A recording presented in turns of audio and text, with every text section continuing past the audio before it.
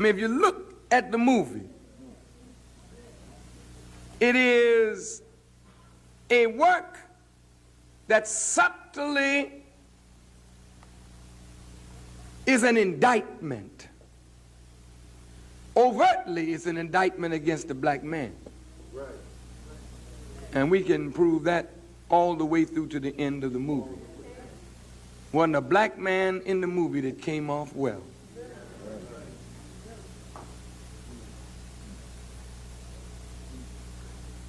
The Color Purple. If your black man don't come off well at all, sisters, then where are you going? Now, you may be dumb enough to think you can do without a man. I don't know whoever sold that idea. Naturally, sometimes it's better to be alone than with somebody who is no good at all. But that doesn't satisfy the void that not having a man actually brings, because God intended you for the man and the man for you. The Quran says of the man that men are the maintainers of women. You know, maintenance is a heck of a thing. You got a building here, and it may look nice when you get it, but if you don't maintain it, it'll fall apart on you. The finest building in the world needs maintenance. If men are the maintainers of women, that doesn't just mean that you provide for them, you work hard and help them in certain ways. Men have the responsibility of upkeeping the spirit of a woman. Absolutely. And upkeeping the nature in which she's created. She's born of the righteous by nature, and it is your responsibility to make sure that she stays in the mold that God intended. That's your duty. But if you as a man are crushed and X'd out, who will maintain your woman? And since the nature of the Caucasian man is not to really maintain your woman, but to degrade your woman, then when the black man is destroyed, the black woman is a degraded woman. The Color Purple, you were a degraded woman in the movie. A degraded woman, a woman without a sense of value, of her own worth as a human being. And she meets another woman who only recognizes that she can sing and she's fine, and she gives herself away to any man that would have her. And the mockery of this beautiful, so-called beautiful woman over this so-called ugly woman, because this beautiful woman took her man. And the man was so hateful, he brought this beautiful woman right in the home of his wife and flaunted the fact that his wife was nothing to him but a useful tool. And the beautiful woman mocked the ugly woman until she found out that the ugly woman was beautiful indeed, and then they had a relationship. So the bestiality of the black man leads to homosexuality.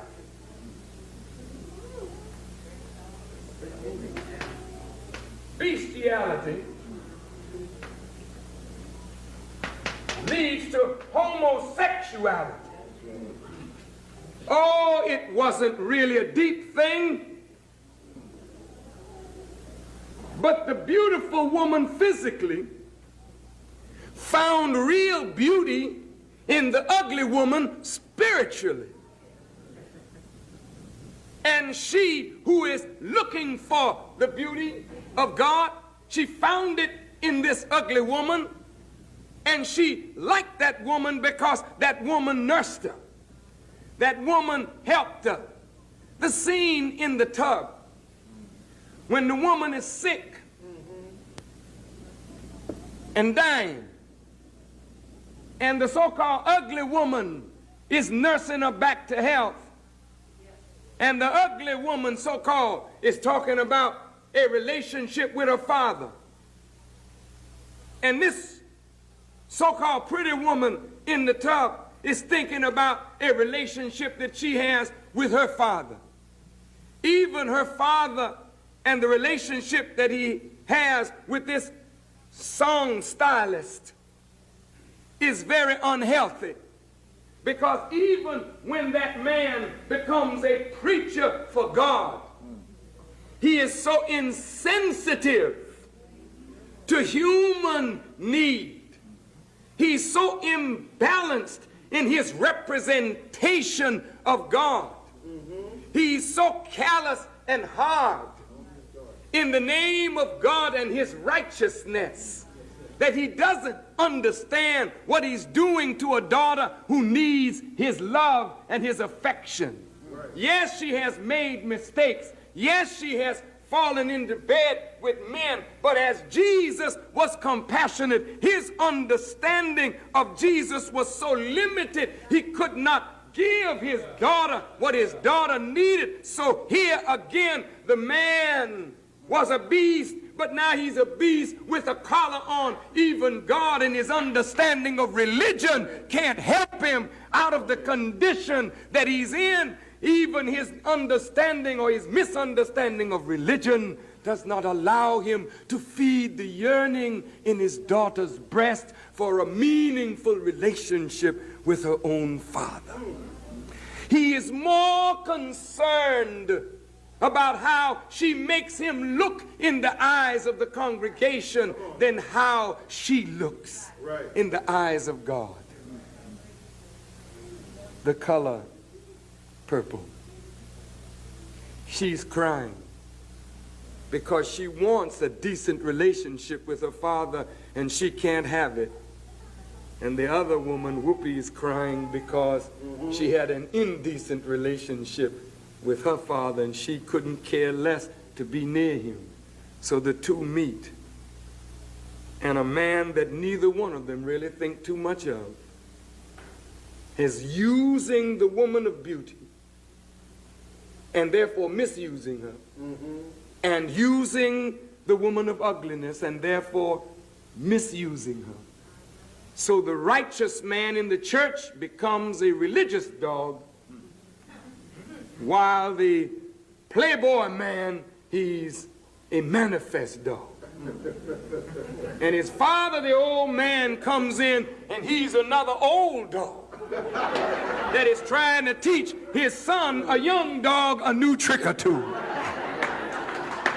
The color purple. The color purple.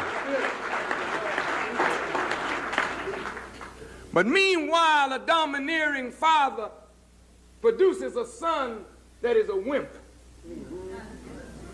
Another man, now he's totally out of the box. And he's so out of the box, he marries a mother figure in Oprah. And Oprah is so strong and magnificent in her strength till she just overpowers the man that she marries.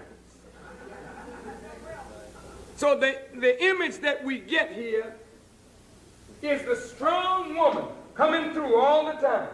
The woman that is abused, the woman that is misused, the woman that is the strength and the cornerstone of everything. Everybody dumps on the woman, and finally we get a strong woman and she gets a man that is so weak that she ends up fighting white people while he stands on the sideline trembling. She said, "Take my children home."